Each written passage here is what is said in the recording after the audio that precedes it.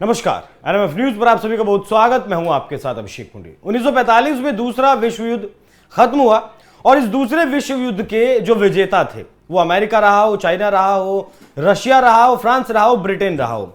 इन पांचों ने मिलकर एक संस्था बनाई। संस्था का नाम था यूएन। आज यूएन में 193 देश हैं। उसी यूएन से अब मांग उठने लगी है कि भारत को भी यहां स्थायी सदस्यता दी जानी चाहिए। मतलब 5 जो मेंबर हैं जिनके पास वीटो है उन 193 देशों का, वहां एक छठी कुर्सी भी भारत के लिए लगनी चाहिए थी। सबसे पहले तो भूटान के जो राजा हैं उन्होंने कल इस बात का जिक्र किया कि हम समर्थन करते हैं भारत को स्थायी सदस्यता यूएन में मिलनी चाहिए। अब रशिया के जो विदेश मंत्री हैं लावरोव, उन्होंने भी ये कहा कि भारत को हर हाल में यहां छठी सीट मिलनी चाहिए, पूरी तरीके से जो है कहीं की स्थायी सदस्यता मिलनी चाहिए।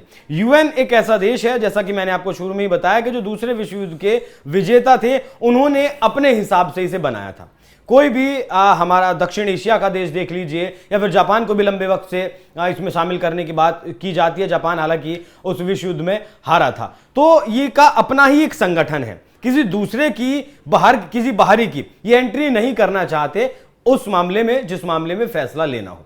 इसी विषय पर आज चर्चा करेंगे कि क्या भारत के लिए छठी कुर्सी यूएन में लग सकती है। मेरे साथ मौजूद हैं हमारे वरिष्ठ सहयोगी अमीन अहमद। सर, बहुत स्वागत आपका। Thank you. पहले भूटान का बयान, उसके बाद लावरोव का बयान, इस पर तो मैं पहले आऊंगा। लेकिन 2023 में जो 78वां अधिवेशन हुआ था यूएनजीए का, उसमें भी भारत की तरफ से साफ तौर पर यह कहा गया था कि भारत 140 करोड़ जनसंख्या का देश है और उसे यहां ज्यादा अधिकार मिलने चाहिए। पहले तो मुझे बताइए उन ज्यादा अधिकारों से क्या मतलब है।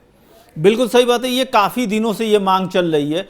सिर्फ भारत का पड़ोसी चाइना ही जो है भारत के विरोध में खड़ा रहता है, वरना उसके बाद से चारों सदस्य देश या अमेरिका, ब्रिटेन, फ्रांस और रशिया, ये चारों जो है हमेशा से ये मांग करते रहे हैं कि भारत को अस्थायी सदस्य बना दिया जाए। लेकिन जो इसके अंदर की जो टेक्निकल चीज़ें हैं उसी के वजह से ये सारी चीज़ें फंस जाती है। लेकिन भारत का जो असली मित्र है, जिन्होंने 1971 की जंग में जब अमेरिका ने जो है पाकिस्तान की मदद के लिए जो बेड़ा भेजा, इसके एवज में जो है रशिया ने भारत की मदद की।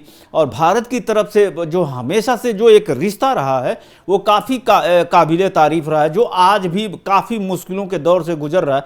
लेकिन भारत और रशिया के बीच में ये रिश्ता है। उसी के सिलसिले में 80वां जो है संयुक्त राष्ट्र संघ का अधिवेशन चल रहा है, सितंबर महीना है और ये 22 तारीख से चल रहा है। उसमें लावरोव ने बड़ी दिलेरी के साथ ये बात कही। उन्होंने और भी एक दो बातें कही। उन्होंने ये कहा कि भारत को ये हक है कि वो किससे सामान खरीदे और किससे ना खरीदे। ये सीधा सीधी जो है क्या कहते हैं कि अमेरिका पे तंज था या अमेरिका को धमकी थी कि भारत के साथ रूस जो है खड़ा है।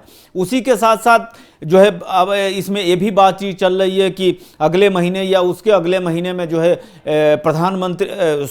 राष्ट्रपति पुतिन जो है भारत आ सकते हैं। भारत और रूस के बीच में जो दोस्ती चल रही है उसके एवज में इसका एक संदेश होगा, एक सांकेतिक जवाब होता है कि जिस हिसाब से जो है 22 जनवरी को शायद या 20 जनवरी को जब शपथ जो है डोनाल्ड ट्रंप ने लिया था, तो एक अचानक से पूरी दुनिया में जो एक खलबली सी मच गई। पूरी दुनिया में टैरिफ का खेल शुरू हो गया और जो है अपने हिसाब से चीज़ें चलाने लगे। भारत के ऊपर इसका असर पड़ेगा नहीं पड़ेगा ये तो बाद में एनालिसिस होगा, लेकिन कुछ चीज़ों पे असर पड़ने लगा। लेकिन ये ठीक बात नहीं है। 50% टैरिफ हो गया, फिर अब दवाओं पे जो है टैरिफ की बात चल रही है। नहीं, लगा दिया 100% टैरिफ। जो पेटेंट और जो महंगी दवाइयां हैं उन पर 100% का टैरिफ लगा। नहीं, वही चीज कहा जा रहा है। तो इससे जो है पता नहीं ऐसी क्या बात है कि जो है अमेरिका जो है इतना भारत से जो है, जबकि भारत जो है काफी बैलेंस से चीजों को हैंडल कर रहा है, जिसमें मूर्खता नहीं है। जबकि अमेरिकी राष्ट्रपति मूर्खता की सारी हदें पार कर चुके हैं, 42 से 43 बार कह चुके हैं। यहां तक कि संयुक्त राष्ट्र संघ के अपने अधिवेशन भाषण में वो ये बात कह चुके हैं कि मैं 7 युद्ध रुकवा चुका हूं। तो ये सारी चीज़ें विदेश नीति की चीज़ें हैं। लेकिन भारत एस जयशंकर जो है काफ़ी सही तरीके से इसको हैंडल कर रहे हैं। आपको ये भी मालूम होगा कि वहाँ के जो है पूर्व FBI के प्रमुख ने ये बात कह दी। उनके यहाँ जो है अपनी जो है सुरक्षा एजेंसियाँ भेज दिया उनको परेशान करने वाली चीज़ें। तो ये सारी चीज़ें चल रही है। उसके बीच में जो है अगर पूरी दुनिया को लारव और या रूस ये बात समर्थन दे रहा तो ये बहुत बड़ी चीज है। नहीं, रूस के समर्थन देने से अमेरिका पर फर्क पड़े इस बात का तो मतलब कहना मुश्किल होगा ना, क्योंकि आज के वक्त में तो भले यूक्रेन के रास्ते, लेकिन एक दुश्मनी तो निभा ही रहे हैं ना अमेरिका और रशिया। जी जी जी। मैं आपसे जानना चाहता हूं कि क्या ऐसा संभव है, छठी सीट लग सकती है? क्योंकि दूसरी तरफ जापान का भी नाम आता है, यहाँ शायद भूटान के ही जो ये राजा हैं इन्होंने कहा था कि इधर से भारत भी जा सकता है और इधर से जापान भी जा सकता है। तो कई देश हैं जो इस जद्दोजहद में लगे हुए हैं। मैं बेसिक सवाल आपसे जानना चाहता हूं कि क्या संभव है जो 5 देश दूसरे विश्व युद्ध के विजेता थे, जिन्होंने अपनी सहूलियत के लिए यह संगठन बनाया था, वो भले ही किसी भी लिए बनाया था, अब उसमें क्या ये किसी बाहरी का जो हस्तक्षेप है उसे मान पाएंगे?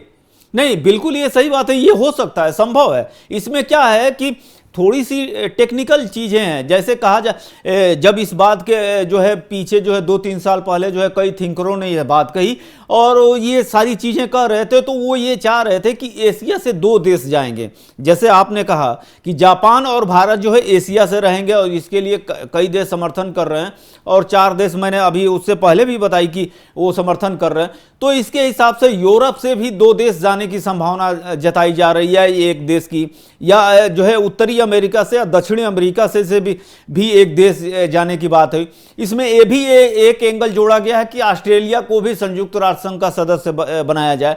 तो उस हिसाब से जो थिंकिंग है, जो सारी चीजें चल रही है, तो उसमें यह कहा गया है कि या तो 5 और देश बढ़ा दिए जाएं या फिर जो है एक भारत को शामिल कर लिया जाए और बाकी देशों को धीरे धीरे और जो है जो सबमिट होगी उसके हिसाब से तय किया जाएगा। लेकिन इसमें एक दिक्कत है, वो है चाइना। चाइना हो सकता हो कि विरोध करे या चीज़ों को नहीं चाहता हो कि हमारे पड़ोस में एक शक्तिशाली देश जो एशिया का जो है, अगर कहा जाए तो चाइना के बाद चाइना को कोई अगर जवाब दे सकता है तो भारत ही एक ऐसा देश है जो जवाब दे सकता है। पाकिस्तान के पास वो हैसियत नहीं, श्रीलंका के पास वो हैसियत नहीं, भूटान के पास वो हैसियत नहीं, नेपाल के पास वो हैसियत नहीं, बांग्लादेश के पास हैसियत नहीं, फिलीपींस के पास हैसियत नहीं, म्यांमार के पास हैसियत।